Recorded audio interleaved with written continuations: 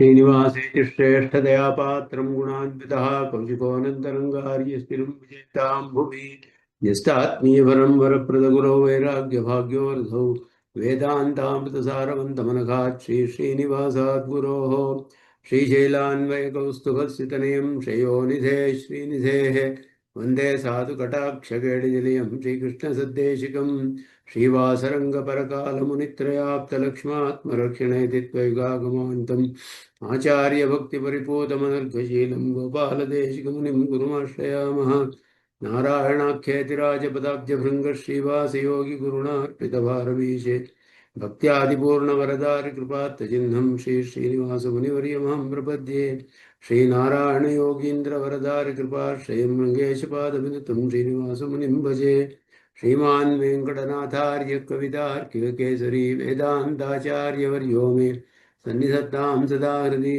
यो नित्यमच्युतपदाम्बुजयुग्मरुक्मं व्यामोहतस्तरितराणि तनाय मेने स्मद्गुरोर्भगवतोऽस्तिरेकसिन्धोः रामानुजस्य चरणौ शरणं प्रपद्ये विगाहे यामुनं तीर्थं साधुवृन्दावने स्थितं निरस्तजिह्मगस्पर्शेऽत्र कृष्णकृतादरः नाथेन मुनिनाथेन भवेयं नाथवानहं यस्य नैगमिकं तत्त्वं मस्तामलगताङ्गतं यस्य सारस्वतस्रोतो कुलामोदवासितं श्रुतीनां विश्वमायालं शठारिं तमुपास्महे वन्दे वैकुण्ठसेनान्यं देवं सूत्रवती सखम् द्वेत्रशिखरस्पन्धे विश्वमेतद्व्यवस्थितं सह धर्मचरीं शौरेः सम्मन्त्रितजगद्धिताम् अनुग्रहमयीं वन्दे नित्यमज्ञातनिग्रहां कमप्याद्यं गुरुं वन्दे कमलागृहमेधिनं प्रवक्ता छन्दसां भक्ता पञ्चरात्रस्य स्वयं वसुदेव श्रीमान् रामानुजतया पात्रं ज्ञानवैराग्यभूषणं श्रीमद्वेङ्कटनाथार्यं वन्दे वेदान्तदेशिकं சீரொன்னுதோப்புல் திருவேங்கடமுடையான் பாரொன்னு சொன்ன பழமொழியுள் ஓரொன்னு தானே அமையாதோ தாரணியில் வாழ்வார்க்கு வானேரப் போமளவும் வாழ்வு ஸ்திரச்சர ஜெகன்மாதுः க்ஷோண்யா क्वचित् चतुरर्णवी परिसपदि क्रोडक्रीडां विभावयतः प्रभोः श्रुतिपरिपणश्लोकद्वन्द्वात्मना परिपक्तिमो रमयतु मनः सत्त्वस्थानां रहस्यशिखामणिः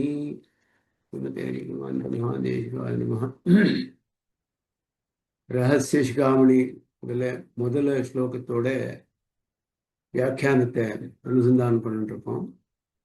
ஸ்திதே மனசி சுஸ்வஸ்தே ஷரீரே சதி யோ நரஹ தாத்து சாமியே ஸ்திதே ஸ்மர்த்தா விஸ்வரூபஞ்ச மாமஜம் வந்துச்சு.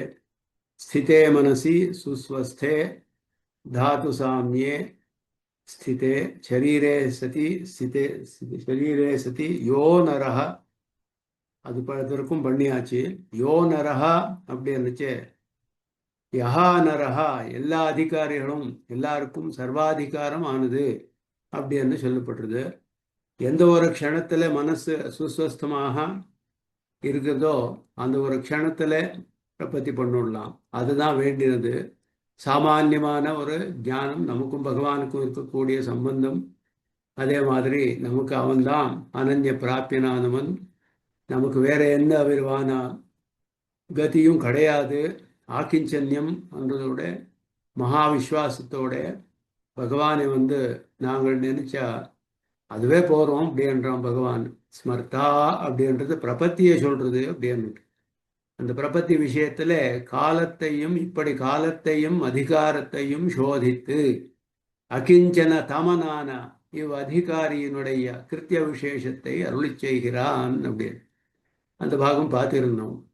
காலமும் அதிகாரமும் அதர விஷயத்துல காலத்து அதிகாரம் காலத்து விஷயம் எந்த காலத்துல ஒன்றும் பண்ணலாம். எந்த காலத்துல இந்த மாதிரி ஒரு மனசு ஏற்பட்டு விடுதோ அது போறோம் அப்படின்னு பகவான் சொல்றான். கால நியமம் கிடையாது. எல்லா கர்மத்துக்கும் கால நியமம் இருக்கு. காலேஹி கர்மச்சோத்தியதே அப்படின்னு சொல்லப்படுறது. கர்மங்களுக்கெல்லாம் ஒரு கால விசேஷம் இருக்கு. அந்தந்த காலத்துல தான் அந்த கர்மம் பண்ணணும்னு சொல்லப்பட்டிருக்கு. அதனால அந்த காலம் ரொம்ப பிரதானமானது. சந்தியாவந்தனம் முதலானதுக்கு எல்லாம் காலம் இருக்கு. வசந்தே வசந்தே ஜோதிஷா எஜேதா, ஜோதிஷ்டோமம் பண்ணணும்னா வசந்த ருத்துல தான் பண்ண வேண்டியது.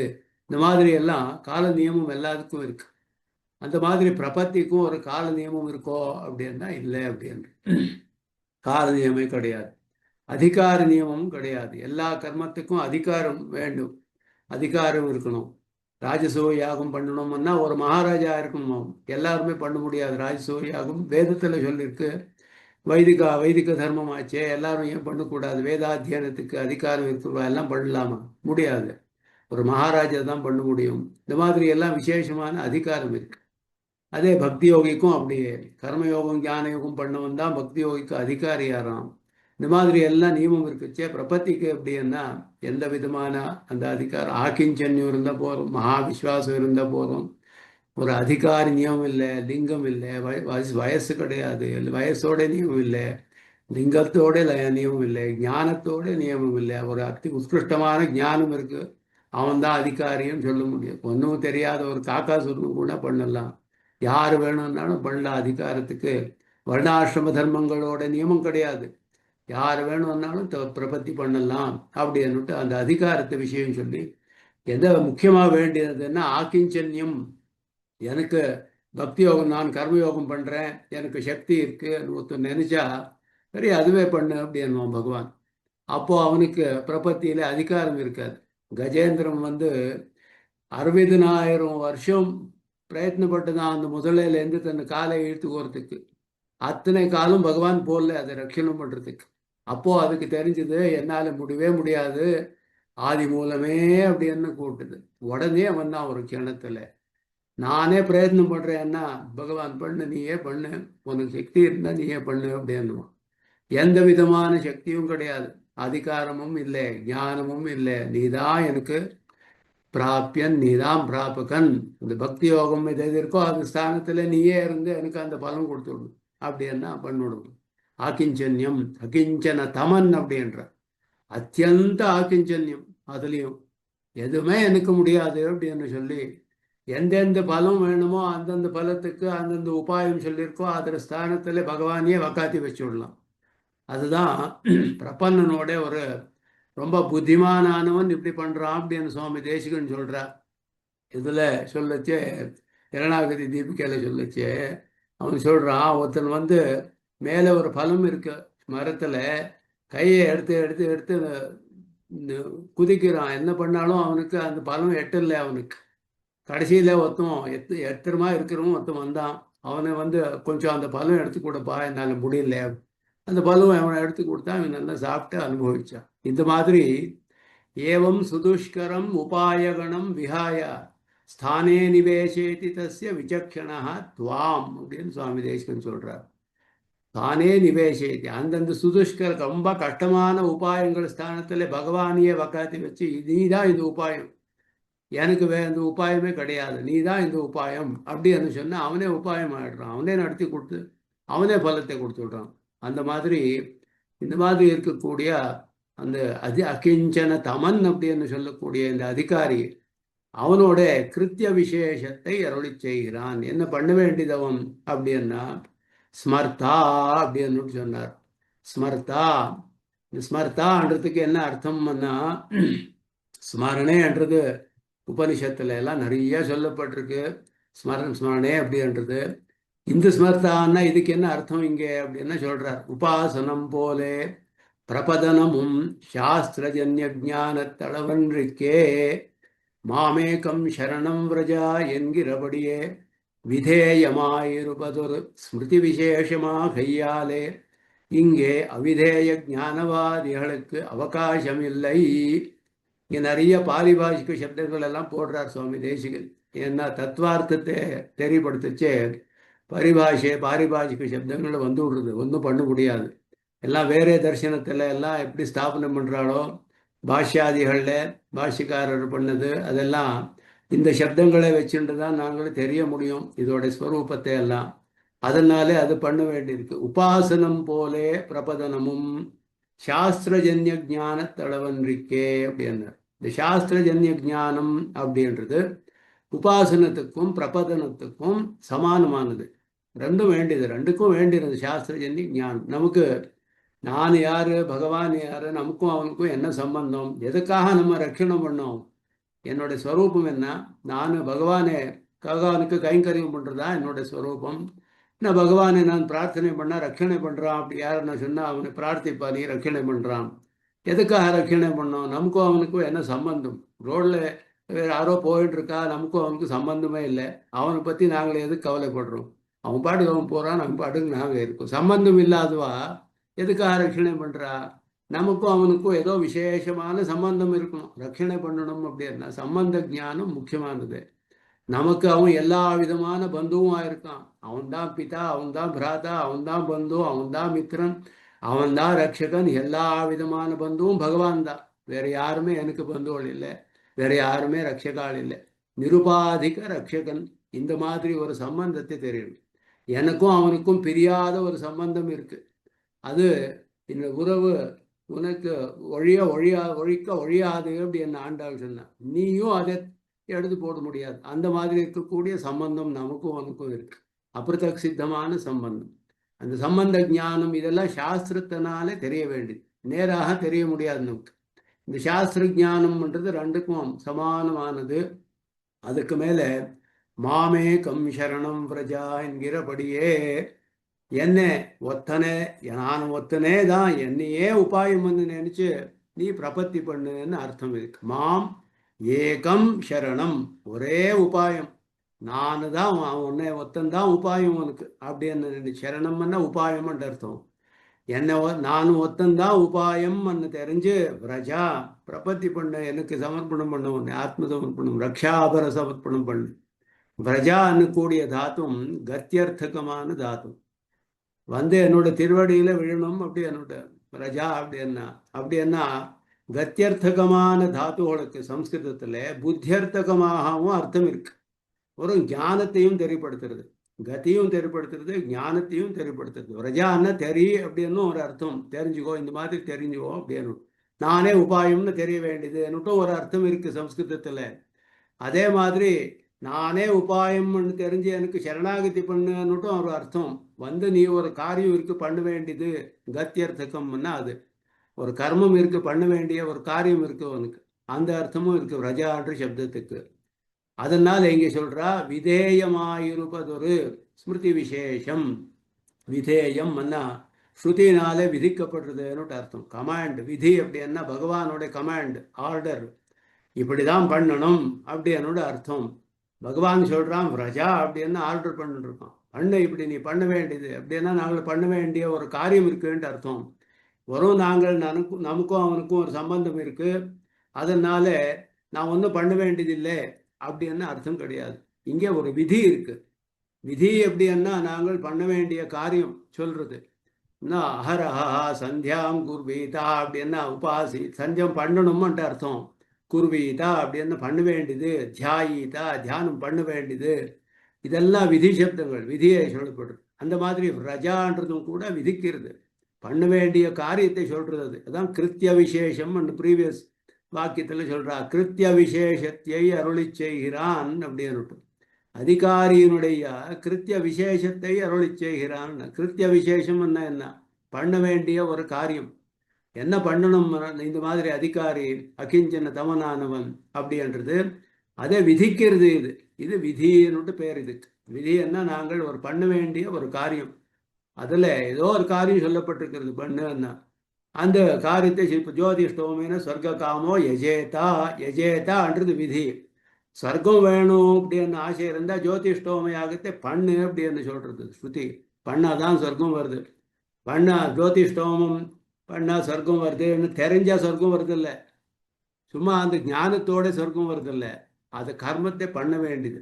அதே மாதிரி இங்கேயும் மாமேகம் சரணம் பிரஜான்னா என்ன உபாயம் தெரிஞ்சுவிட போறோம்னு அர்த்தம் இல்லை, உபாயம்னு தெரிஞ்சு பிரபத்தி பண்ணு அப்படின்னு அர்த்தம். இங்கே விதி இருக்கு இங்கே. அதனால அவிதேய ஞானவாதிகளுக்கு அவகாசம் இல்லை. வேற எல்லா வாதம் எப்படி சொல்றான்னா அவிதேய ஞானவாதிகள் பேர வாழ்க்கை. விதியே இல்லை, வரும் ஞானம் இருந்தால் போதும். வாக்கியார்த்த ஞானம், வாக்கியார்த்த ஞானம், ஞானான் மோக்ஷா அப்படின்னு சொல்றார். ஞானான் மோக்ஷான்றது நாங்களும் ஒத்துக்கோறோம். எந்த விதமான ஞானம்னா மகாவிஸ்வாசபூர்வகமான ஞானம், அது வரும் சாமானியமானது இல்லை. அது அந்த மாதிரி ஒரு ஞானமும் அது முக்கியம். பிரத்பத்தியில ஞானம் பிரதானம், மகாவிஸ்வாசம் அப்படின்ட்டு. அதனால ஞானாம்சம் இருக்கு பிரதானமாக அதில். ஆனா வெறும் ஞானமே போதாது. வாக்கியார்த்த ஞானம் தெரிஞ்சா மோட்சம் வருதில்லை. இப்போ அஸ்வமேத யாகம் இருக்கு அப்படின்னு நாங்கள தெரிஞ்சு விட்டா மோட்சம். அதுக்கு அஸ்வமேத யாகம் பண்ண சொர்க்கம் வருதில்லை நமக்கு. யாகத்தை பண்ண வேண்டியது. அதே மாதிரி இங்கேயும் கூட விதிக்கிறது. இங்க விதேயமாயிருப்பதொரு ஸ்மிருதி விசேஷம். வெறும் நினைக்கிறது மாத்திரம் இல்லை ஸ்மிருதி, இது விதேயமான ஸ்மிருதி. அப்படின்னா அதுக்கு மேலே அந்த ஞானத்தோட பண்ணக்கூடிய ஒரு காரியம் இருக்கு இவனுக்கு அப்படின்னு தெரியப்படுத்துறது. அது என்னன்னா ஆத்ம சமர்ப்பணம் அர்த்தம். பண்ணிக்கு பண்ணக்கூடிய ஒரு ஞானம் இருக்கு, ஒரு காரியம் இருக்கு, என்னக்கூடிய காரியம். அதனால இது உபாசனத்துல அதே மாதிரி தான் உபாசனமும் கூட. உபாசனத்திலையும் கூட வரும் ஸ்மரணை. அப்படின்னா வரும் ஸ்மரணை என்னன்னா நிரந்தரமாக தர்சன சமானாகாரமாக எத்தனை காலம் அவனுக்கு பகவானுக்கு பிரீத்தி ஏற்படுறதோ அத்தனை காலம் அத்தனை ஜென்மாக்கள் அவன் ஸ்மிருதி பண்ணிட்டே இருக்கணும். பகவானுடைய தியானம் பிரதி நாளும் விடாமல். அது உபாசனைன்னு சொல்லப்படுறது. அதுவும் கூட வரும் ஸ்மரணை. அப்படின்னா தர்சன சமானாகாரமான ஸ்மரணை. தர்சன சமான தர்சனமே ஆயிடுறது கடைசியில் அவனுக்கு. அதுவும் கூட விதேயமானது, அவிதேயம் இல்லை. அவிதேய ஜானம்னா ஒரு வாக்கியார்த்த ஜானம்னு அர்த்தம். தத்துவமசி அப்படின்னா நீ அவனே ஆயிருக்கே அப்படின்னு சொல்லிவிட்டா இவனுக்கு மோட்சம் வருதில்ல.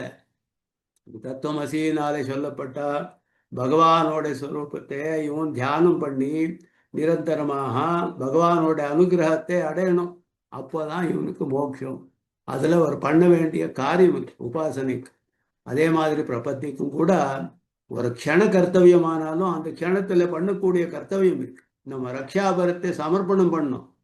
பண்ணலைன்னா அவன் பாட்டுக்கு அவன் ரட்சணை பண்ண மாட்டான். அவனே நமக்கு ஞானம் மாத்திரம் இல்லைன்றது முக்கியம் இங்கே. அதனால இது கேவல வாக்கியார்த்த ஜானம் கிடையாது, அவிதேய ஜானம் கிடையாது. இந்த ஞானம் இது ஞானத்துக்கும் உபாசனையில பண்ணக்கூடிய ஞானத்துக்கும் என்ன வித்தியாசம் அப்படின்றது இப்போ அடுத்த பிரச்சனை. உபாசனையிலையும் பகவானோட ஞானம், பிரபத்திக்கும் பகவானோட ஞானம் வேணும். அந்த ஞானத்துக்கும் இந்த ஞானத்துக்கும் என்ன வித்தியாசம் இருக்கு, பிரபத்திக்கும் உபாசனைக்கும் என்ன வித்தியாசம் அடுத்ததாக சொல்றார்.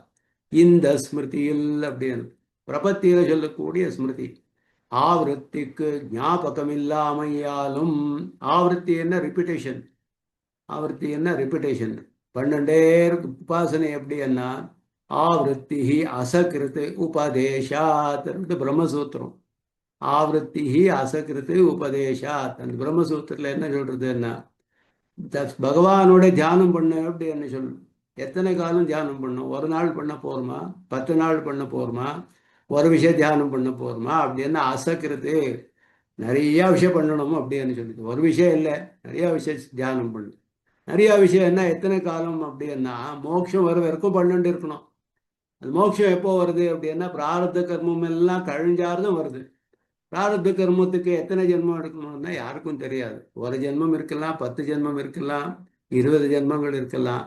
பிராரப்த கர்மம் முடிகிற வரைக்கும் பிரதி நாளும் ஒரு பக்தி யோகியானவன் நிரந்தரமாக பகவானோட ஸ்மரணை பண்ணணும் அப்படின்ட்டு பக்தி யோகிக்கு சொல்லப்பட்டிருக்கு. பக்தி யோகியுடைய ஸ்மிருதி ஆவருத்தி லட்சணம். ஆவருத்தி லட்சணம்னா நிறைய விஷயம் தியானம் பண்ணிட்டே இருக்கணும் பிரதி நாளும் நிரந்தரமாக. எத்தனை காலம் அவனுக்கு மோட்சம் வருது அது வரைக்கும் பண்ணிட்டு இருக்கணும். பிரபத்திக்கு எப்படின்னா ஆவருத்திக்கு ஞாபகம் இல்லாமையால். ஞாபகம் அப்படின்னா வேதத்தில் சொல்லிருக்கிறதுன்னு அர்த்தம். வேதத்தில் எங்கேயும் சொல்லல பிரபத்திக்கு அசக்கிருத ஆவருத்தி என்று சொல்லல. நிறைய விஷயத்தை ஸ்மிருதி பண்ணிட்டே இருக்கணும் பிரதி நாளும் பிரபத்தின்ட்டு அர்த்தம் இல்லை. மோட்சம் வர வரைக்கும் பிரபத்தி பண்ணிட்டே இருக்கணும்னு அர்த்தம் இல்லை. பகவானுடைய தியானம் பண்ணிட்டே இருக்கணும். அங்க பஞ்சகத்தோட விஸ்வாசபூர்வகமாக ஆக்கிஞ்சன்யத்தோட தினமும் ஸ்மரணை பண்ணணுன்ட்டு அர்த்தம் இல்லை. ஒரே விஷயம் பண்ண போகிறோம். சக்ருத் கர்த்தவியம். இது ஆவருத்தி கிடையாது. ஆனால் இது ஆவருத்தி இல்லாதது. ஆவருத்திக்கு ஞாபகம் இல்லாமை. ஞாபகம் இல்லைன்னா எங்கேயும் தெரிஞ்சு வந்தில்லைன்ட்டு அர்த்தம். எங்கேயும் யாரும் சொல்லலை. யாரு சொல்றதுன்னா ஸ்ருதி.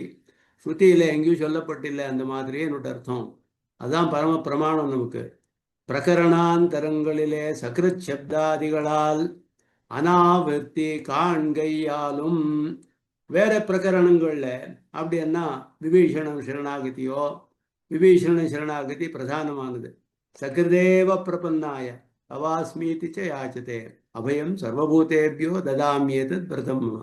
சகிருதேவா அப்படின்னு சொன்னார். ஒரே விஷயம், சகிருதேவா. அதனால சக்ருத் சப்தாதிகளால் அனாவிருத்தி காண்கையாலும், ஆவருத்தி கிடையாது இங்கே, அனாவிருத்தி. ஒரு விஷயம் பண்ணு போறோம் அப்படின்னு சொன்னா அது உபாய அனுஷ்டானம் முடிஞ்சு போறது. ஒரு க்ஷணத்துல கர்த்தவியம், அவ்வளவுதான். மறுபடியும் மோட்சத்துக்காக ஒன்றும் பண்ண வேண்டியதில்லை. ஒரு க்ஷணத்துல பிரபத்தி பண்ணுட்டா அவனுக்கு மறுபடியும் மோட்சத்துக்கு எந்த உபாயம் பண்ண வேண்டியதில்லை. பக்தி யோகி அப்படி கிடையாது. பண்ணிண்டே இருக்கணும், பிரதி நாளும் பிரதி நாளும் பிரதி நாளும். இந்த ஜீவனம் எல்லாம் பண்ணி அடுத்த ஜென்மம் வந்தா அந்த ஜென்மத்திலையும் பண்ணி, அதுக்கு மேல ஒரு ஜென்மம் வந்ததுன்னா அதுங்கேயும் பண்ணி பிரதி நாளும் பண்ணிண்டே இருக்க வேண்டியது பக்தி யோகி. ஆனா பிரபத்திக்கு சக்ரத் சப்தம், சக்ரத் சப்தாதிகளால் அனாவர்த்தி காண்கையால், ஆவர்த்தி கிடையாது. இங்கே சர்வகாலத்திலும் சர்வருக்கும் காலம், அதிகாரி விசேஷம் கிடையாது, நியமம் கிடையாது. எல்லா காலத்திலையும் எல்லாருக்குமே சர்வகாலத்திலும் சர்வருக்கும் மாம் என் கையாலும், மாமேகம் அப்படின்னு சொன்னார். அவ்வளவுதான். மாமேகம் சொன்னார் சொல்ற பகவானு. இந்த காலத்திலேயே என்னை வந்து சேரணும், அடையணும், பிரபத்தி பண்ணணும், இந்த மாதிரி அதிகாரி தான் பண்ணணும் அப்படியெல்லாம் சொல்லல. என்னை வந்து யாரு ஆசிரியக்கிறாளோ போறோம் அப்படின்னு சொல்லப்பட்டிருக்கு. அதனால இங்க காலம் அதிகாரி எதுவும் சொல்லப்படலை. சர்வதர்மான் பரித்தியஜ்ய மாம் ஏகம் வந்துச்சே, அங்கே காலமும் அதிகாரியும் சொல்லப்படலை. பிராரப்த சரீராவசானத்தில் மோட்சம் என்று தோத்துகிற சுவாரஸ்யத்துக்கு பாதகமில்லாமையாலும் பிராரப்த சரீரம் முடிகிறது. இந்த சரீரம் அர்த்தம். இப்போ வந்திருக்கக்கூடிய சரீரம் நமக்கு பிராரப்த கர்மத்தினாலே வந்துட்டு இருக்கு. இதை யாரும் ஒன்றும் பண்ண முடியாது, இதை அனுபவிச்சுதான் தீரணும். இந்த சரீரத்தில் நமக்கு சுக்கமும் வருது, துக்கமும் வருது, எல்லாமே வரலாம். ஏன்னா பலன் கொடுக்கறதுக்கு ஆரம்பிச்சுட்டு இருக்கு அந்த கர்மம் எல்லாம். பிரபத்தி பண்ணிவிட்டேன் அப்படின்னா, பிரபத்தி பண்ணிவிட்டேன் ஆனா எனக்கு ஒரே துக்கமும் இருக்கே பிரதி நாளும் அப்படின்னா, இந்த துக்கம் வர்றதுக்கு பிராரப்த கர்மம் காரணம். பிரபத்தி வந்து மோட்சத்தை கொடுக்கறது. அதுக்கும் இந்த துக்கத்துக்கும் ஒன்றும் விரோதம் கிடையாது. துக்கம் வருது, எல்லாருக்கும் வரலாம். எல்லாம் பெரிய பெரிய மகான்களுக்கெல்லாம் வருது, துக்கம் எல்லாம் வருது. எத்தனையோ வியாதிகள் வருது, துக்கங்கள் வருது, எல்லாம் வருது. அதெல்லாம் பிராரப்த கர்மம். அதனால நாங்கள் சந்தோஷப்படணும் என்றார் சுவாமி தேசிகன். ஏன்னா பிராரப்த கர்மம் கழிஞ்சது. ஒரு துக்கம் வந்ததுன்னா, ஓ ஏதோ பிராரப்த கர்மத்து பலம் இது வந்தது, அந்த பிராரப்தம் முடிஞ்சது. இப்போ இன்னும் கொஞ்சம் கிட்ட போயிட்டு இருக்கும் மோட்சத்துக்குன்னு அர்த்தம். பிராரப்த கர்மம் முடிஞ்ச உடனே இந்த சரீராவசானத்திலேயே மோட்சம் என்று தோத்துக்கிற சுவாரஸ்யத்துக்கு பாதகம் இல்லாமையாலும் எந்த பிரமாணமும் அதுக்கு விருத்தமாக சொல்லப்படலை. அதுக்கு எந்த பிரமாணமும் பாதிக்கல. அதனால பாதே இல்லைன்னா இதை இப்போ சொல்லியிருக்கிறதே தள்ளி போட முடியாதுன்னு அர்த்தம். அதனால இந்த சரீர அவசானத்திலேயே மோட்சம் ஆன்றது கேரண்டி.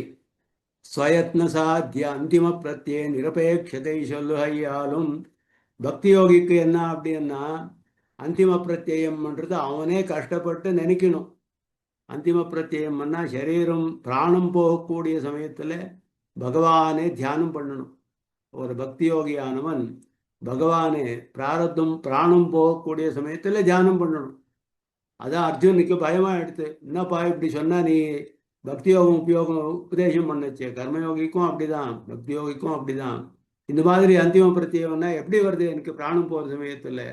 அது எப்படி எனக்கு நினைக்க முடியும் அப்படின்னா, அந்த சமயத்தில் வராது. சதா மத்பாவ பாவிதா, எப்பவும் பண்ணிட்டு இருந்தா அப்பவும் வருது. தினமெல்லாம் அவன் பண்ணிட்டு இருக்கான் பக்தி யோகி. அதனால அவனுக்கு அந்திம பிராணம் போகிற சமயத்திலையும் அதே தியானம் நினைவு வருது. தினமெல்லாம் பண்ணிட்டு இருந்தா ஜென்ம பிராணம் இருக்கிறவருக்கும் சரீரம் இருக்கிறவருக்கும் பிரதி நாளும் தியானம் பண்ணுறதுனால பிராணம் போகக்கூடிய சமயத்திலையும் வருது. அப்படியும் பிராரப்த கர்மத்தினாலே வேற ஏதோ நினைவு வந்து விடலாம் அவனுக்கு. ஜடபரதனுக்கு ஒரு மானோட நினைவு வந்து விடுத்து, ஒரு மானோட சம்பந்தமாகி அவனுக்கு மானோட ஜென்மமே வந்து கொடுத்து அடுத்ததாக பக்தி யோகி அவன் பார்த்தா அவனுக்கு அந்த மாதிரி ஆயிடுது. அதனால பக்தி யோகிக்கு அந்திம பிரத்யம் வந்து ரொம்ப பிரதானம். அவனாக பிரயத்னம் பட்டு அவனாக அதை பண்ண வேண்டியது பிராணம் போகிற சமயத்தில். ஆனால் பிரபத்திக்கு எப்படின்னா நிரபேட்சத்தை, அதோட அபேட்சை கிடையாது.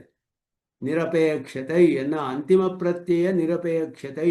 என்னோட பிரயத்தினால இங்க சுவாமி தேசிகன் ரொம்ப ஆச்சரியமா சொல்றாரு. ஸ்வயத்ன சாத்தியா அப்படின்னா என்னோட பிரயத்தத்தினாலே எனக்கு அந்திம பிரத்யம் வேண்டியதில்லை, பகவான் பண்ணி கொடுக்குறான். அதை பகவானே அதை ஏற்பட்டு விடுறான். அகம் ஸ்மராமின்னு சொல்லிவிட்டான் பகவான். தானே அந்திம பிரத்யத்தை எங்களுக்கு கொடுக்கான். அப்படி என்ன அந்திம பிரத்யம்ன்றது நெசசிட்டி இருக்கு, அது வேண்டியது. பிராணம் போகக்கூடிய சூழ்நிலை அந்திம பிரத்யம் வேணும். ஆனா நம்ம பிரயத்தனத்தாலே அது வர வேண்டியதில்லை, நாங்களே பிரயத்னப்பட்டு பண்ண வேண்டியதில்லை, பகவானே அதை அனுகிரகிக்கிறான் அப்படின்னுட்டு அர்த்தம். அனுகிரகிச்சு எங்களை ஸ்வீகாரம் பண்றான், அழிச்சுன்னு போறான் பரமபதத்துக்கு. நாளை அந்திம பிரத்யத்தோட நிரபேட்சத்தை சொல்லு ஐயா. பிராணம் போகக்கூடிய சமயத்துல நாங்கள் எங்களோட பிரயத்தனத்தினாலே பகவானை நினைக்கக்கூடிய அவசியத்தை கிடையாது, பிரபந்தனுக்கு அது கிடையாது அப்படின்னு சொல்றது.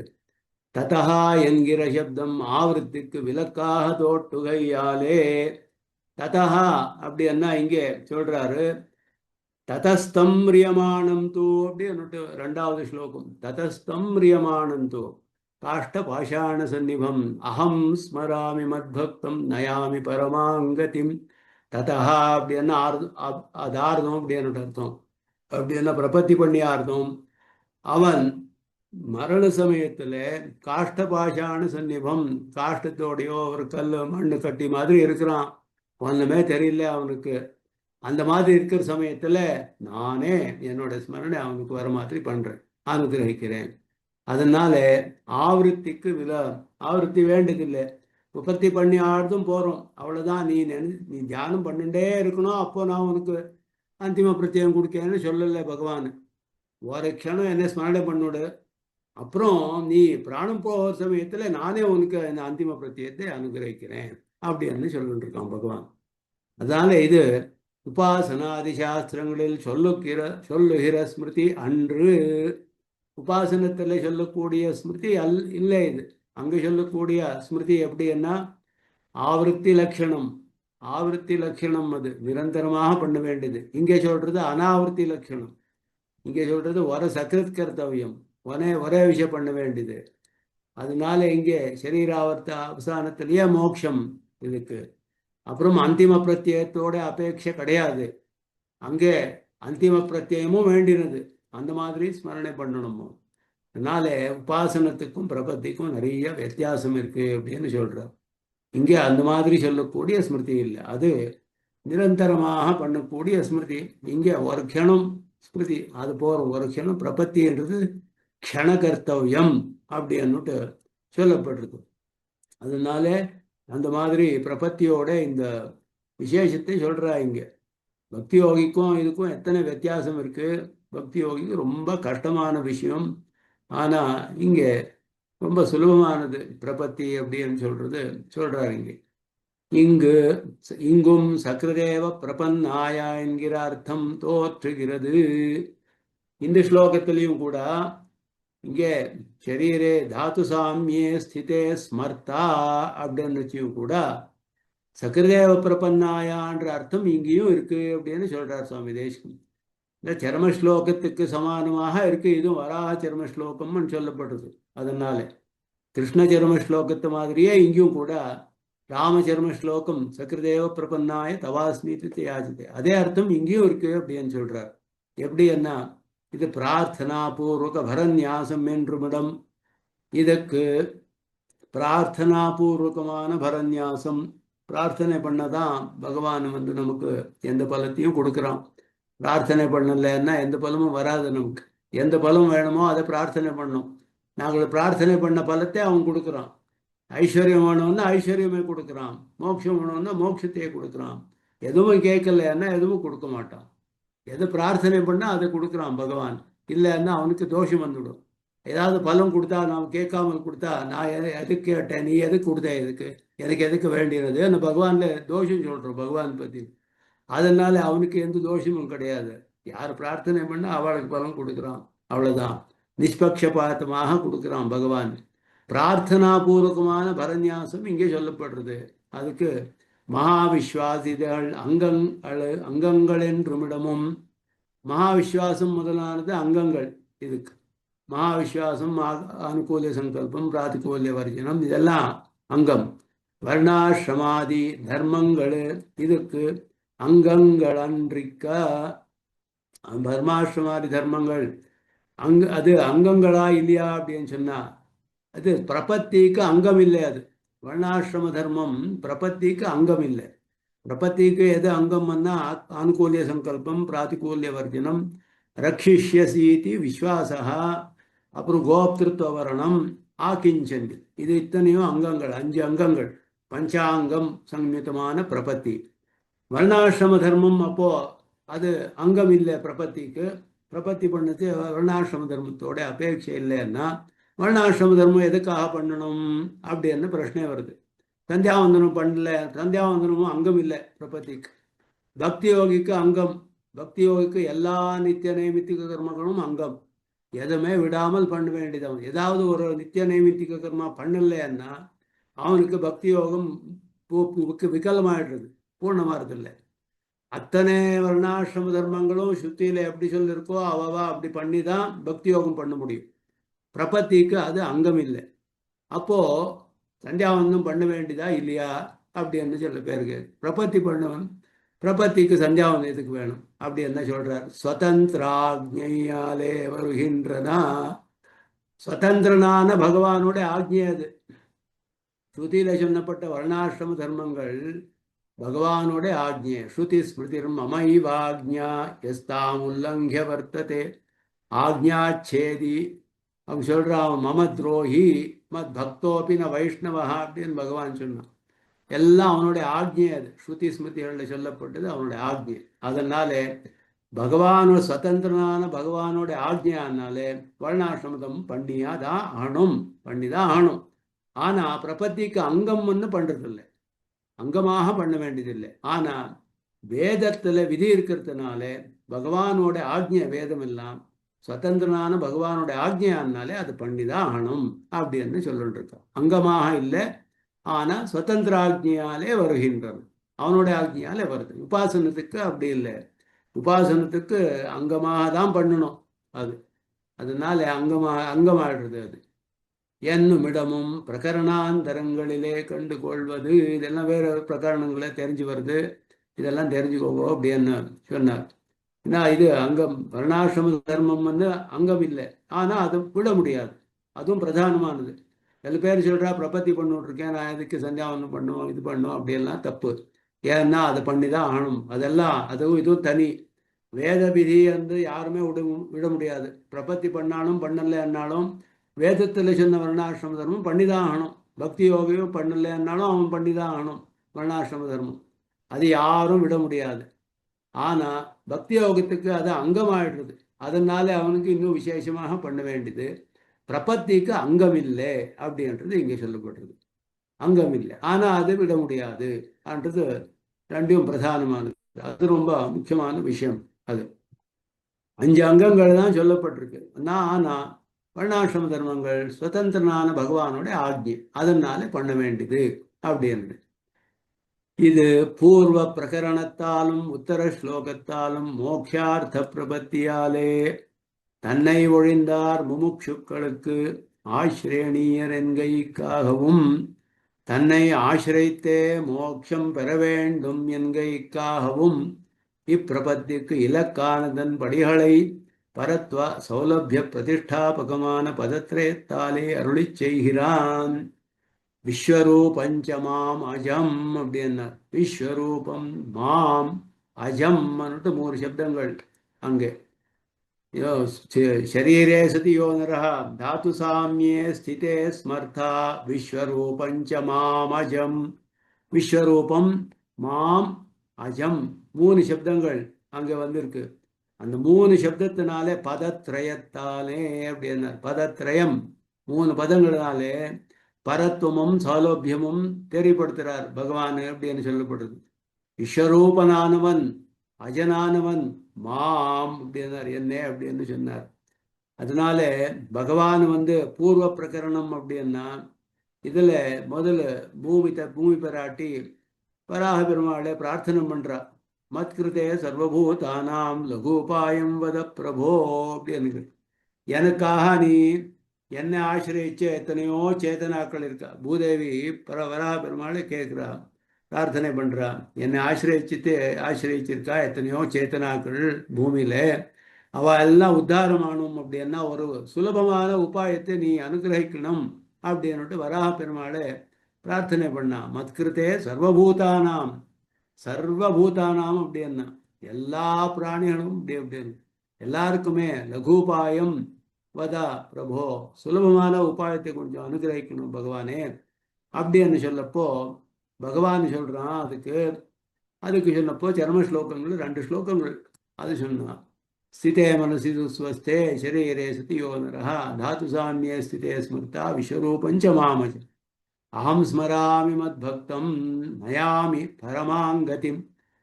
உத்தர ஸ்லோகம் அப்படின்னாருங்க. உத்தர ஸ்லோகத்தாலும் உத்தர ஸ்லோகம் எதுன்னா ததஸ்தம் ரியமானந்தோ காஷ்டபாஷாண சந்நிபம் அகம் ஸ்மராமி பக்தம் நயாமி பரமாங்கதிம். என்ன பலம் சொல்லப்பட்டது? பரமாங்கதிம் நயாமின்னு பலம். பரமபதத்துக்கு அழைச்சுன்னு போறேன்னு சொன்னார் பகவான். பரமபதத்துக்கு போகணும் அப்படின்னா எந்த உபாயம் அனுஷ்டானம் பண்ணான்னா 2 உபாயங்களாம் ஸ்ருதியில சொல்லப்பட்டது. பரமபதத்துக்கு நாங்கள் போகணும் அப்படின்னா 2 உபாயம் சொல்லப்பட்டிருக்கு, பக்தி யோகமும் பிரபத்தியும். இங்கே பலம் பரமபதம் சொல்லப்பட்டிருக்கு. பரமபதம் பலமானாலே இங்கே ஸ்மர்த்தா அப்படின்றது பிரபத்தி என்றது தெரியப்படுத்துது. பலத்தை பார்த்து நிர்தாரம் பண்ணலாம், நிச்சயம் பண்ணலாம். உபனிஷத்துகள்லையும் அப்படிதான் எத்தனையோ உபாசனைகள் சொல்லப்பட்டிருக்கு. 32 வித்தியால் சொல்லப்பட்டிருக்கு உபனிஷத்துல. எல்லா வித்தியையும் அர்ச்சிராதி மார்க்கம் சொல்லல. சில இடத்துல மாத்திரம் அர்ச்சிராதி மார்க்கம் பலம் சொல்லப்பட்டிருக்கு. சில இடத்துல பிரம்மோபாசனையும் சொல்லப்பட்டிருக்கு, பலம் சொல்லல. சில இடத்துல பிரம்மோபாசனை என்ன தெரியாது சுலபமாக, ஆனா பலம் அர்ச்சிராதி மார்க்கம் சொல்லப்பட்டிருக்கு. அர்ச்சிராதி மார்க்கம் பலம் இருந்ததுன்னா அது பிரம்மோபாசனைன்றது அண்டர்ஸ்டுட், அது நாங்கள் தெரிய வேண்டியது. அதே மாதிரி இங்கேயும் கூட நயாமி பரமாங்கதிம் அப்படின்னு கூடிய சப்தம் இருக்கே, அது உத்தர ஸ்லோகத்தாலும் மோக்ஷார்த்த பிரபத்தியாலே அப்படின்னு மோட்சத்துக்காக பண்ணக்கூடிய பிரபத்தி என்றது தெரிஞ்சு வருது. பூர்வ பிரகரணம் என்ன சொன்னான்னா எல்லா சேத்தனங்களும் உத்தாரமானும்னா ஒரு சுலபமான உபாயம் சொல்லு அப்படி என்ன பிரார்த்தனை பண்ணா தாயார். அதுக்கு உத்தர ஸ்லோகத்துல என்ன சொன்னார்? பரமபதத்துக்கு அழிச்சுன்னு போறேன் அப்படின்னு சொன்னார். அப்போ என்ன தெரியுதுன்னா மோட்சார்த்தமாக இது சொல்லப்பட்டது. பரமபத பிராப்தி என்ன மோட்சம்தான், மோட்சத்துக்காக தான் சொல்லப்பட்டது. இந்த 2 ஸ்லோகங்கள்ல சொல்லப்பட்டது. அதனால இது தன்னை ஒழிந்தார் முமுட்சுக்களுக்கு ஆசிரியர் என்கைக்காகவும். நான் தன்னை விட்டா வேற யாருமே ஆசிரியக்கிறதுக்கு யாருமே கிடையாது. முமுட்சம் மோட்சத்தை வேணும்னு யாரு ஆசைப்படுறாரோ அவளுக்கு தன்னை ஒழிந்தால், நானை விட்டா வேற கதி இல்லை யாருக்குமே. மோட்சம் வேணும்னா என்னை விட்டா வேற யாருமே கதி இல்லை அப்படின்னு சொல்றதுனாலே தன்னை ஆசிரியத்தே மோட்சம் பெற வேண்டும் என்கைக்காகவும். என்னை தவிர வேற யாரும் மோட்சத்துக்கு உபாயம் கிடையாது. என்னை ஆசிரியிச்சுதான் மோட்சத்தை அடையணும். மாம் அப்படின்னு சொன்னார்.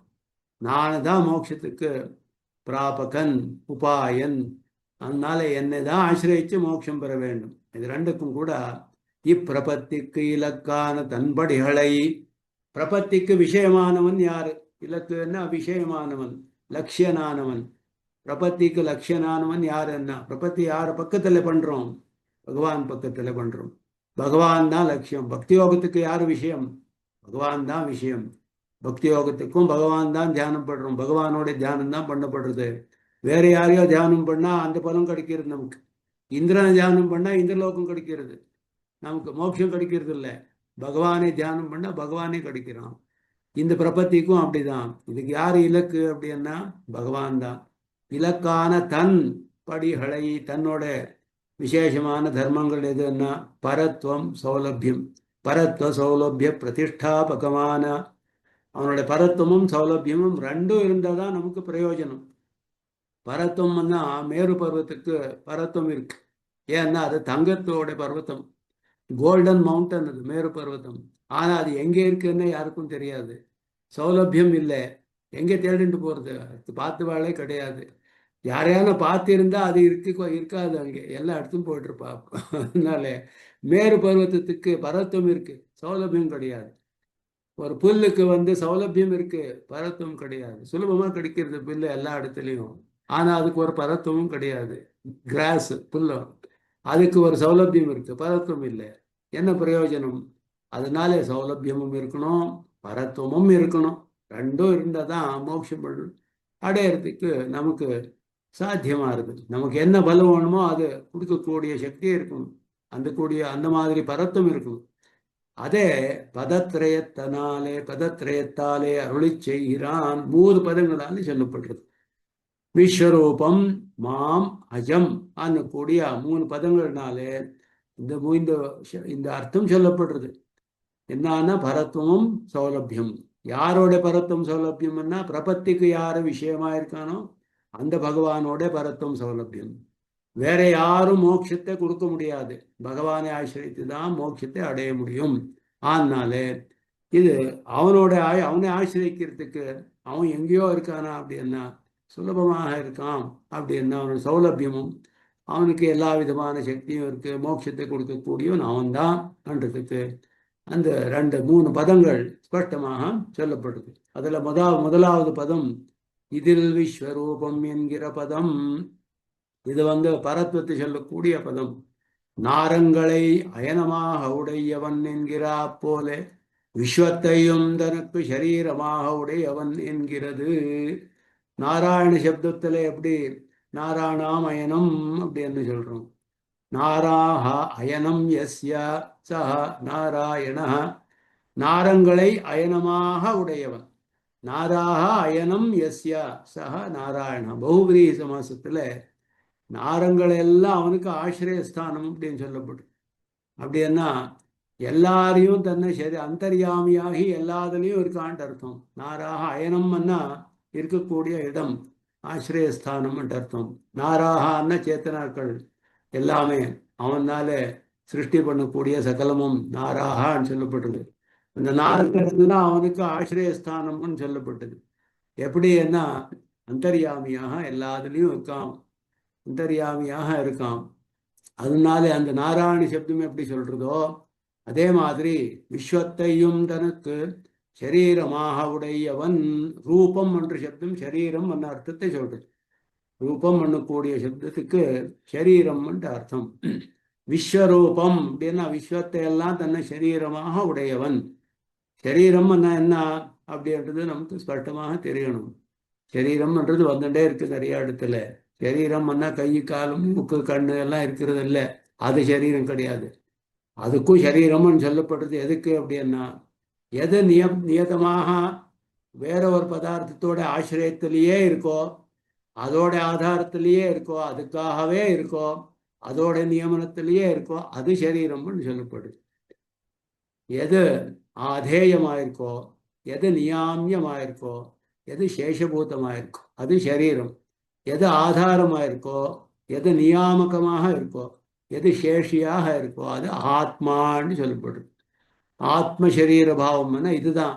இப்போ நம்ம சரீரமோ அதுக்கு தான் சரீரம்ன்ட்டு பேர். அதுக்கு நம்ம சரீரம் கை, கால், கண்ணு, மூக்கெல்லாம் இருக்கக்கூடிய அந்த சரீரம்னு சொல்கிறோமே, இது ஆத்மா இருக்கானே உள்ள ஜீவாத்மா, அவனோட ஆதாரத்தில் தான் இருக்குது. அவன் விட்டு போனான்னா விழுந்து விடுறது இருக்காது. அவனுக்காக தான் இருக்கு இது. அவனுக்கு சேஷபூதமானது. அவன் தான் தன்னோட பிரயோஜனத்துக்கு உபயோகிச்சு போடுறான் இந்த சரீரத்தை. அவனோட நியமனத்தில் தான் இருக்கு. அவன் எப்படியானா கை மேலே எடுன்னா மேலே எடுக்கலாம், தானாக எடுக்க முடியாது. சரீரம் அச்சேதனம், தானாக ஒரு வேலையும் பண்ண முடியாது. ஜீவாத்மா கண்ட்ரோல் பண்றான் இந்த சரீரம். அவன் தான் நியாமகம் சரீரத்துக்கு. இந்த 3 சம்பந்தம் ஜீவாத்மாக்கும் எங்களோட சரீரம்னு சொல்லப்பட்டது இருக்கிறதுனால இது சரீரம்ன்ட்டு பேர். இதுக்கு கை, கால் இருக்கிறதுனாலே கிடையாது. இந்த 3 விதமான சம்பந்தம் இருக்கும். ஆதாராதேய பாவம், நியாமக நியாமிய பாவம், சேஷ பாவம். எப்போ எல்லா அவஸ்தையிலையும் எந்த 2 பதார்த்தங்களுக்கு இருக்கோ அப்போ ஆத்ம சரீர பாவம் தான் சரீர பாவம் இந்த பாஷ்யக்காரர் சொல்லுது. நம்ம சித்தாந்தத்துக்கு அசாதாரணமான ஒரு அர்த்தம் பிரதான பிரதிதந்திரம் என்று இதுக்கு பேர். பிரதான பிரதிதந்திராதிகாரம் என்று ரகசியசாரத்தில் ஒரு அதிகாரமே இருக்கு, 3வது அதிகாரம். பிரதான பிரதிதந்திரம் பேர் இதுக்கு. யாரும் எந்த சித்தாந்தத்திலையும் சொல்லாத நம்ம சித்தாந்தத்துக்கே அசாதாரணமான ஒரு அர்த்தம் பேர் இது பிரதிதந்திரம். அதுலேயும் பிரதிதந்திரங்கள் எத்தனையோ இருக்கு. அந்த பிரதிதந்திரங்கள்ல பிரதானமானது ஷரீராத்ம பாவம், ஷரீர பாவம். அந்த மாதிரி சகல விஸ்வமும் அவனுக்கு சரீரமா இருக்கு. அதனால விஸ்வரூபம்னு சொல்லப்படுறோம். சரீரமா இருக்கிறதுனால என்னன்னா எல்லாமே அவனுக்கு அதீனமா இருக்கு, அவனோட ஆதாரத்துல இருக்கு, அவனோட நியமனத்துல இருக்கு, அவனுக்காக தான் இருக்கு, அவனுக்கே சேஷபூதமா இருக்கு. எல்லா அவஸ்தைகள்லையும் அவனை விட்டு பிரிஞ்சு இருக்க முடியாது எதுவுமே.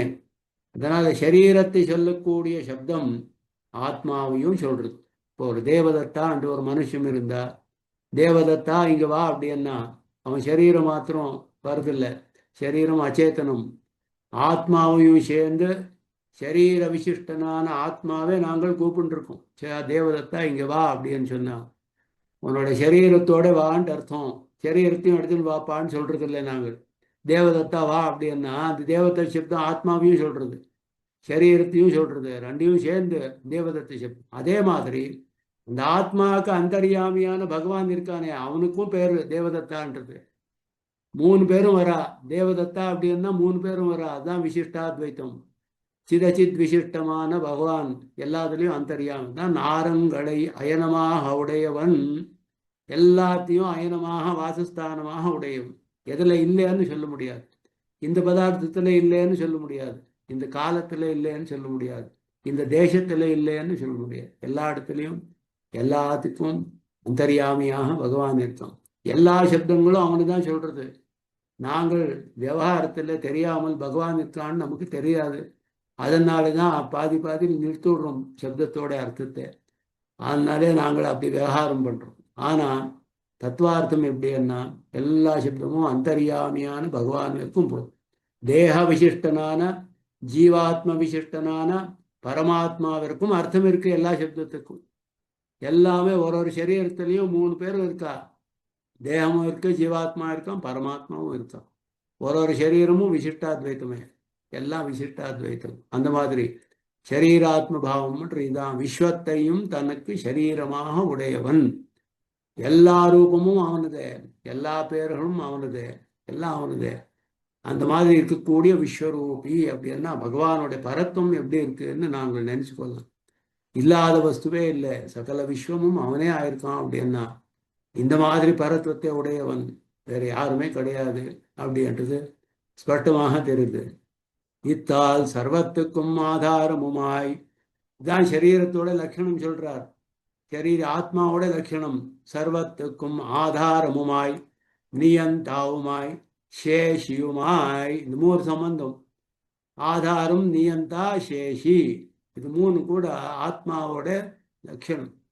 இவை தன்னாலே இவத்தினுடைய சத்தா ஸ்திதி பிரவருத்திகள் தானிட்ட வழக்காய். அந்த பதார்த்தங்களோட சத்தேன்னா எக்ஸிஸ்டன்ஸ், அது இருக்கிறத பகவான் இருக்கட்டும் இருக்கிறது, இல்லைன்னா இருக்காது. நித்தியமாக இருக்கட்டும் சங்கல்பம் பண்ணா நித்தியமாக இருக்கு. இது எப்போவுமே விகாரமாட்டோம்னா விகாரம் அடைஞ்சிருக்கிறது. அந்த மாதிரி பகவானோட சங்கல்பத்தினாலேயே ஜீவாத்மாக்கள் எல்லாம் நித்தியமாக இருக்க ஸ்வரூபத்தில் விகாரம் இல்லாமல். பிரகிருதி எப்போவுமே விகாரம் அடையிறது ஸ்வரூபத்தில். எதுக்குன்னா பகவான் சங்கல்பம், அவனோட அவன் இட்ட வழக்காய் எல்லாம் அவன் எப்படி நினைச்சா அப்படியாருது. சத்தா ஸ்திதி பிரவருத்தி 3 கூட. ஸ்திதி என்ன ஒரு காலத்தின்னு ஒரு காலத்தில் எப்படி இருக்கும் அப்படின்றது ஸ்திதின்னு சொல்லப்படுது. இப்போ எப்படி இருக்கும், நாளைக்கு எப்படி இருக்கிறோம், இந்த ஜென்மா இந்த சரீரம் போயாருதும் எப்படி இருக்கிறோம், மரஜன்மம் வந்ததுன்னா எப்படி இருக்கிறோம், பிரளய காலத்தில் எப்படி இருக்கிறோம், மோட்சத்தில் எப்படி இருக்கிறோம், இதெல்லாம் ஸ்திதியை சொல்றது. டைம் டு டைம் எப்படி இருக்கிறோம் நாங்கள் அப்படின்றது. பிரவருத்தி என்ன, நாங்கள் பண்ணக்கூடிய வியாபாரங்கள், வியாபார விசேஷங்கள், எத்தனையோ பிரவர்த்திகள் பண்ணுறோம். சாப்பிட்றோம், தூங்குறோம், தியானம் பண்ணுறோம், இது பண்ணுறோம், உபாயானுஷ்டானம் பண்ணுறோம், அத்தியனம் பண்ணுறோம். இதெல்லாம் பிரவர்த்திகள். பிரவர்த்திகள் எல்லாம் எல்லாமே கூட தானிட்ட வழக்காய், அவன் எப்படி நினைச்சா அப்படி நடக்கிறது. எல்லாம் அவனோட அதீனத்தில் இருக்கு. கைங்கரியோத்தேஷ்யனுமாய், எல்லாமே பகவானோட கைங்கரியம் தான் உத்தேசம். எல்லாத்துக்குமே அதுதான் உத்தேசம். என்ன காரியம் பண்ணாலும் நாங்கள் பகவத் கைங்கரியம் அப்படின்னு பண்ண வேண்டியது. பகவத்கீதையில சொல்லிச்சு, விவசாயாத்மிகா புத்தி ஏகேஹ குருநந்தனா அப்படின்னு. நிச்சயாத்மகமான புத்தி ஒன்னே தான் இருக்கணும் அப்படின்னு சொன்னார். புத்தி எத்தனையோ இருக்கே நமக்கு, ஒரு கிணத்துல ஒரு புத்தி வருது, நமக்கு ஒரு ஞானம் வருது. ஒன்று அப்படின்னு எப்படி சொன்னான் பகவான்? அப்படின்னா எல்லாம் கைங்கரியம் ஒன்று தான் உத்தேசம்ன்ற அர்த்தம். பகவானுடைய கைங்கரியம் தான் உத்தேசம் எல்லாமே.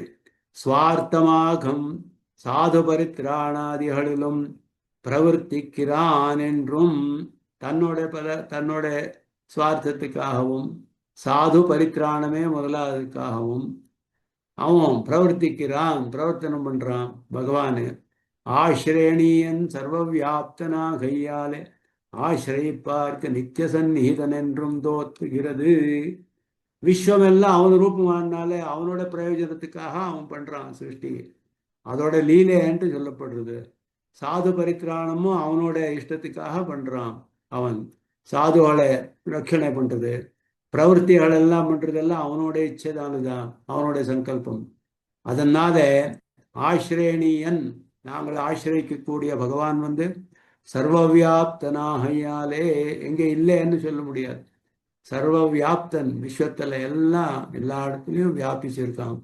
ஆனாலே என்ன அப்படின்னா, எல்லா இடத்துலையும் இருக்கிறதுனால என்னுள்ளேயும் இருக்கான் அவன், என்னோட உள்ளேயும் இருக்கான் அவன் பகவான். சுலபமாக அவனை அடையலாம்.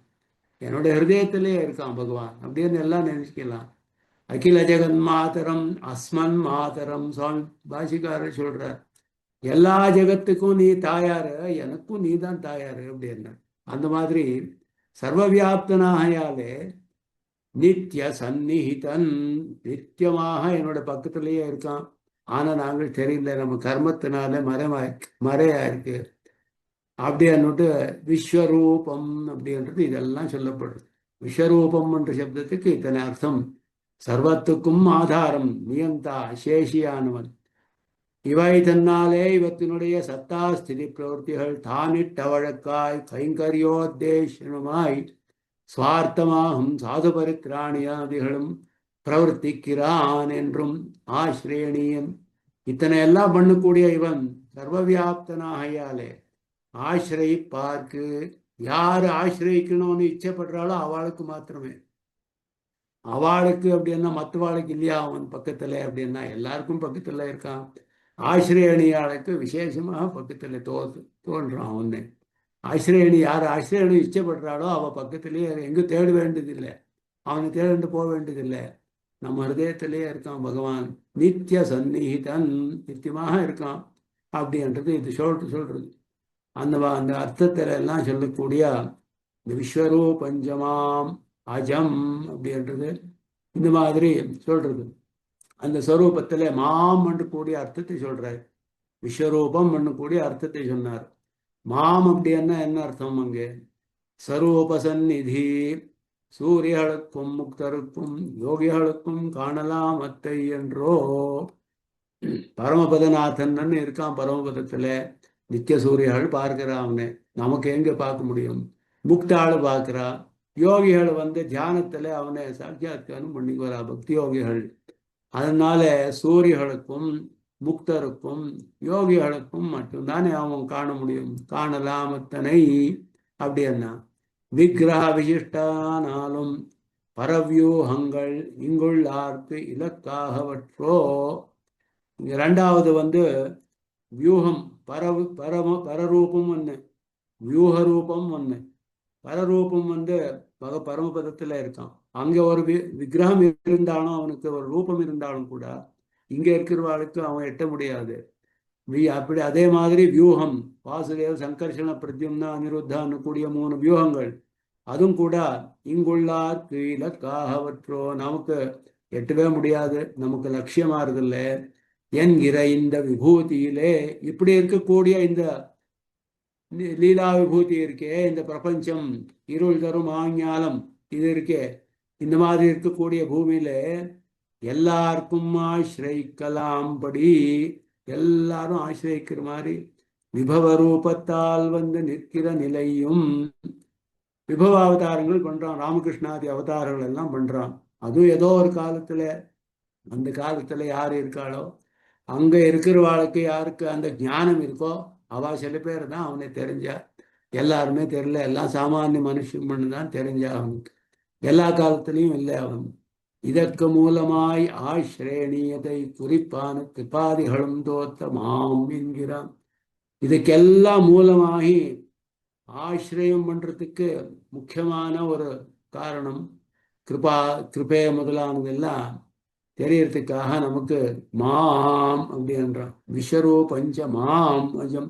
என்ன தியானம் பண்ணட்டும், ஒரு க்ஷணத்துல ஸ்மரணை பண்ணட்டும், ஒரு க்ஷணம் ஸ்மரணை பண்ணட்டும் போறோம். ஏதோ ஒரு காலத்துல அவனுக்கு மனசு நல்லா இருக்கிறது, சரீரம் சுஸ்தமா இருக்கிறது. அப்படி இல்லைன்னு யாரும் சொல்ல முடியாது. எத்தனையோ காலம் நமக்கு எல்லாம் சுஸ்தமா இருக்கிறது, எல்லாம் சரியா இருக்கிறது. அந்த காலத்துல ஒரு க்ஷணத்துல என்ன ஸ்மரணை பண்ணிட்டா போறோம், பிரபத்தி ஆயிடுறது அப்படின்னுட்டு பகவான் சொல்றான். மாம் என்ன ஸ்மரணை பண்ணணும் அப்படின்னுட்டு அந்த மாதிரி சொல்றான். எல்லாருக்கும் சுலபமாக இருக்கேன் அப்படின்றது அவனுடைய சௌலபியத்தை சொல்றது. இந்த மாதிரி இருக்கக்கூடிய சேதனாக்கள் போய் அவனை ஆசிரியனம் பண்றதுக்காக அர்ஹனா இருக்கக்கூடிய அவனுடைய தய முதலான குணங்கள் எல்லாம் அதெல்லாம் பிரகாசம் படுத்துறதுக்காக விஸ்வரூபனான என்னை அப்படின்னார். விஸ்வமெல்லாம் ரூபமாக சரீராக உள்ள என்னை ஒரு க்ஷணம் நீ ஆசிரியப்பா போறோம், ஸ்மரணை பண்ண போறோம் அப்படின்னு சொல்லப்படுறான், பகவான் சொல்றான் அப்படின்னு இங்கே சொல்லப்படுறது. அதுக்கு மேல இன்னொரு பெரிய வாக்கியம், சமுத்திதோ நீதைவா சலோமா. அந்த ஸ்மரணம் பண்றதுக்கு என்ன கஷ்டம் அப்படின்னு சொல்றா.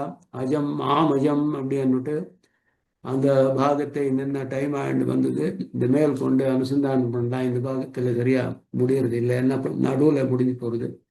அந்த பாகத்தை மேல் கொண்டு அனுசந்தானம் பண்ணலாம்னு சொல்லி எல்லாருக்கும் நமஸ்காரம் தெரிஞ்சு முடிச்சு போறேன். கவிதார்க்கிக சிம்ஹாய கல்யாண குணசாலினே ஸ்ரீமதே வெங்கடேஷ வேதாந்த குரவே நம. ஸ்ரீமதே நிகமாந்த மகாதேஷ்டாய நம. ஓம் ஸ்ரீ கிருஷ்ணா.